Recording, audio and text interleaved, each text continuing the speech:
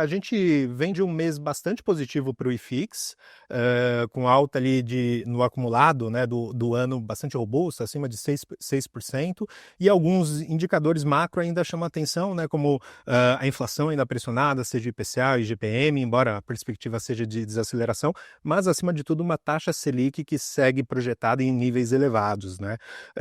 Ao mesmo tempo, o mercado imobiliário residencial continua bastante aquecido, né? E dado todo esse cenário, eu queria começar te perguntando como você enxerga esse movimento para os FIIs de papel, né? Especialmente olhando ali a estratégia do Maxi Renda, né? Que, como o professor destacou, tem uma base de investidores ali muito expressiva, quase 1,3 milhão de cotistas. É isso.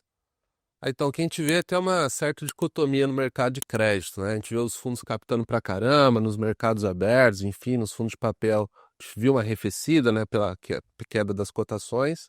A gente brinca, né? Se os cotistas estão felizes com os rendimentos altos, com essa Selic alto, da outra ponta as empresas estão tendo que pagar muito juros, né? Então, pessoal, Selic a 15, as empresas geralmente pagam Selic mais 2, 3, as melhores, as menores ainda pagam ainda mais, Selic mais 5, 6, 7, elas acabam se machucando com esse nível de juros, né?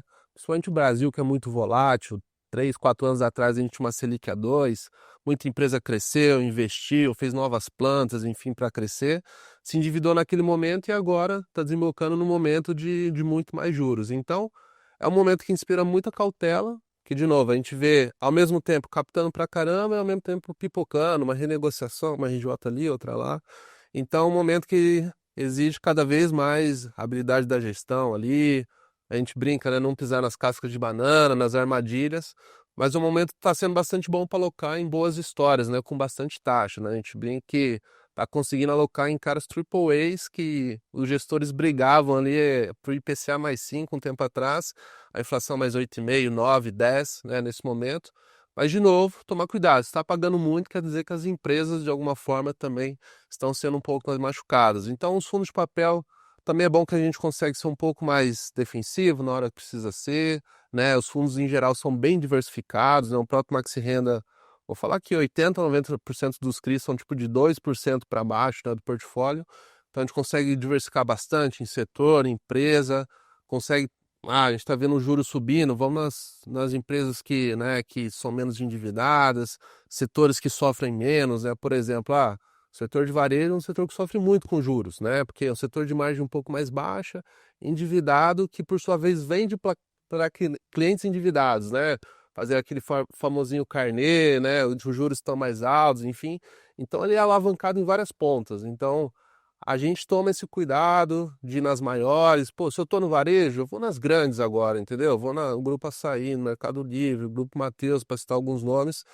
Esses são os cuidados que a gente está tendo agora para entregar um rendimento legal, mas com uma segurança interessante ali para o investidor. E já travando algumas taxas bem interessantes, de novo, inflação mais 9, inflação mais 10 de nomes duplo A, triple A, enfim.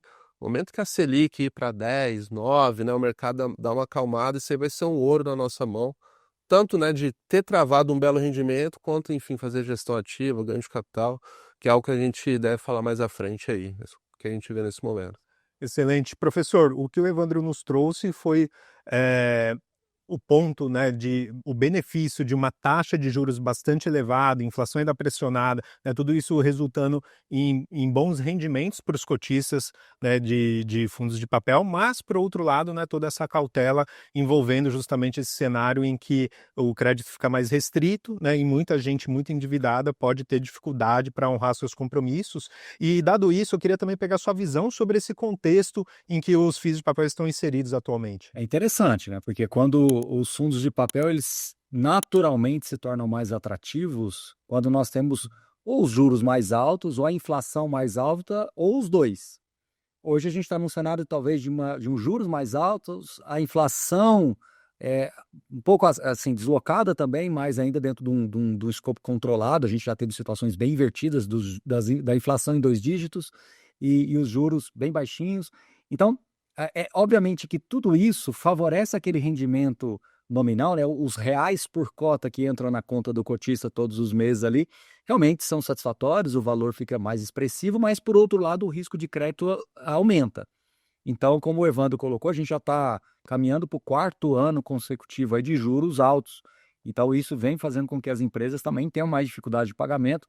Por outro lado, as companhias brasileiras já se acostumaram com essas questões, então elas acabam se tornando um pouco mais resilientes. Mas isso não quer dizer também que os gestores e os próprios investidores têm que ser cautelosos na hora de escolher suas posições, de montar suas posições, e não se guiar exclusivamente por um rendimento por cota muito elevado, porque por detrás daquele rendimento mais elevado, você tem naturalmente algum risco composto. Então, esse é um ponto importante.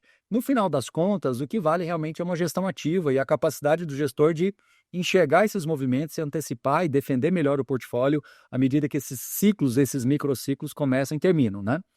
Então, acho que esse é uma grande vantagem que eu vejo hoje no mercado de fundos imobiliários, que você tem essa disponibilidade de fazer esses ajustes de portfólio à medida que o cenário vai se modelando também, tá? Eu acho que o Maxi Renda hoje ele tem uma musculatura, né? Ele tem um patrimônio bilionário e que permite que a gestão faça justamente esses ajustes quando necessários.